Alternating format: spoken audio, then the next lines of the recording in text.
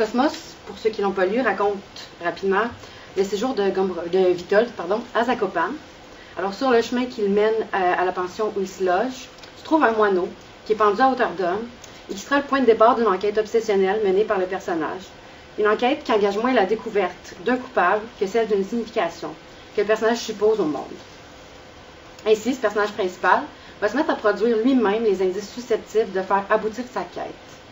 Car ce roman policier, genre dans lequel est classé Cosmos, est le récit de l'élucidation d'un crime par les moyens d'une analyse méthodique des faits, Cosmos est davantage, attention, le récit de l'élucidation d'une analyse méthodique des faits par les moyens d'un crime. Donc, en ce sens, le roman de Gombrowicz, à mon avis, porte bien son nom, puisqu'il donne à lire un cosmos, dans l'opposition au chaos que cela laisse entendre, mais aussi un cosmos au sens constellaire. Une constellation, on le sait, c'est un ensemble d'étoiles qui est suffisamment proche pour qu'une communauté d'interprétants les relie par des lignes imaginaires afin de créer une figure. Elle sert à orienter une trajectoire, à se repérer sur le plan spatial, et est donc, par essence, le produit d'un effort d'interprétation dirigée. Cette image n'est donc pas du tout étrangère au réflexe compulsif qu'adopte Witold face à la profusion des signes, qu'il espère relier pour livrer une figure à partir d'une série d'occurrences distinctes. Il me semble aussi que dans le cosmos du titre, il y a la cosmétique, qui dérive de la même racine, et que je veux prendre ici dans le sens d'agencement artificiel d'une figure qui en modifie alors l'apparence. Witold maquille sa réalité, au sens qu'il va en camoufler certains traits au profit de d'autres, qu'il va accentuer dans le but d'obtenir un produit final qui est harmonieux. La polysémie du titre nous renvoie donc constamment aux tendances herméneutiques du personnage. Et comme Witold, nous pouvons glisser du cosmos au cosmétique pour en arriver à la bouche, organe que l'on tend justement à maquiller, et qui occupe un rôle central dans ce roman. Witold lui-même va établir cette relation.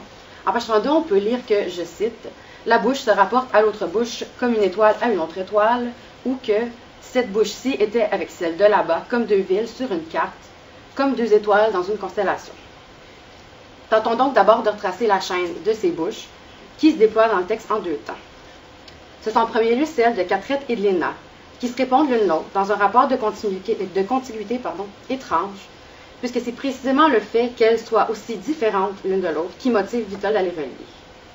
La première, je cite, « latérale et fuyante » est celle d'une domestique accidentée, alors que la seconde, petite, virginale, appartient à une professeure de langue, ce qui veut dire qu'à l'allure de ses bouches pourrait aussi répondre celle du discours qui s'en échappe, donc c'est une hypothèse à travailler. Les premiers maillons de cette chaîne sont posés par un Witold passif, assailli par le réseau qu'il crée. Vers la fin du roman, cependant, la chaîne va s'augmenter de deux autres bouches, celle de Lucien, qui est le mari de Léna, et celle d'un prêtre. C'est dans ce second temps que Witold va être activement pris dans l'engrenage à partir du moment où il va introduire son doigt à l'intérieur de ces deux bouches. Je vais m'expliquer à ce sujet. Ce geste d'introduire le doigt me semble quand même révélateur du rapport de Witold au sens et signale le caractère performatif du travail herméneutique mené par le personnage, travail qui structure et fonde le réel à mesure qu'il se déploie. En page 216, Witold dit « Cela m'avait fait du bien d'introduire mon doigt dans la bouche de ce prêtre. C'est tout de même autre chose, pensais-je, de faire cela à un cadavre qu'à un vivant. Et c'était comme si j'avais introduit mes chimères dans le monde réel. » Donc pour Witold, la bouche, c'est l'orifice par lequel le sens advient. Et sans doute cherche-t-il autant à y introduire le doigt parce qu'il est motivé par l'illusion de pouvoir, en quelque sorte, remplir ce trou par l'idée qui pénétrait. Ça constitue une manière de l'inscrire dans le sens, ou en tout cas d'inscrire le sens sur lui. La lèvre, déformée ou pure, devient aussi obsédante parce qu'elle borde cette béance. Et donc les lèvres de Léna et de Catherine fascinent Witold parce qu'elles contournent cette espèce de trou d'où ça parle. Elles deviennent ce qui peut couvrir le lieu d'où s'origine la parole. Calme la peur, voire d'être avalée par cette absence de signification qui angoisse tant le personnage. Car ce que Witold exige du monde, ce n'est pas qu'il ait du sens, mais une signification. Ce qui revient à dire qu'il y a pour lui une négation de ce manque que pointe la bouche et que c'est mon Dieu, ce n'est pas grammatical, et que le signe de l'absence et l'absence du signe se superposent. Donc, cet extrait que j'ai cité sur l'introduction des chimères suggère que mettre quelque chose dans la bouche fait parvenir cette chose dans le domaine de la réalité. Et je pense qu'il est possible de comprendre cette phrase comme une espèce d'apologie de la parole qui fait, donc, comme je le dis, comme Witold le dit, surgir la chimère dans le réel. Dans le cadre de la poétique gombrowiczienne, Elle incarne, comme j'ai dit, le trou d'où s'échappe le sens, mais dont aussi le sens échappe, achoppe, et c'est sans doute pourquoi Witold ne cesse de la circonscrire, pourquoi il tourne autour, pourquoi il est obsédé par elle, sans vraiment pouvoir, en fait, il parle de cet endroit d'où on parle sans pouvoir vraiment parler de lui. Et c'est ce qui est intéressant cependant, en fait, je vais conclure peut-être là-dessus, c'est la manière dont Gombrowicz use de cette attitude pathologique envers le sens pour bâtir une poétique, structurer une narration. Comme le disait Freud à propos de lui-même, la fiction triomphe là où le paranoïaque échoue, puisqu'elle ne cherche pas à rendre compte de manière globale du réel, mais au contraire à problématiser ce dernier.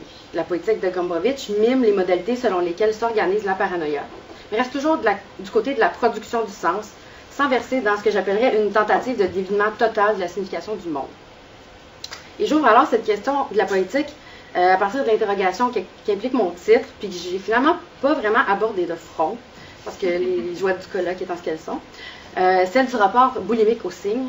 Je fais référence car le rapport de Witold à ces signes est construit autour d'une ambivalence, d'une espèce de labilité qui fait toujours osciller entre un état de rétention extrême et une assimilation frénétique et irrépressible des éléments qu'il perçoit. Si on m'en a d'ailleurs l'occasion, s'il n'y a pas trop de questions, je citerai des extraits là, à cet effet. Donc la volonté de contenir tous les signifiants dans un circuit total s'oppose pour lui au moment de grande terreur où le sujet est submergé par leur profusion. Et devant l'excès de signifiants, Witold se lance tantôt dans une entreprise hyperphagique ou adopte une attitude qui est proche du jeûne, de la parcimonie monomaniaque. Il faut aussi dire que la tentation de faire ce rapprochement, je conclurai là-dessus, est fort dans la mesure où, encore une fois, s'engage la bouche en tant que nœud où se cristallisent les problématiques du texte. Et à cet égard, je vous engage quand même à prendre des précautions nécessaires face à les réflexions que je vous propose, qui flirtent peut-être elles aussi avec le délire interprétatif de Witold. Et je vous laisse le soin de décider si je me trouve du côté du paranoïaque ou du côté de Freud. En fait. Et voilà.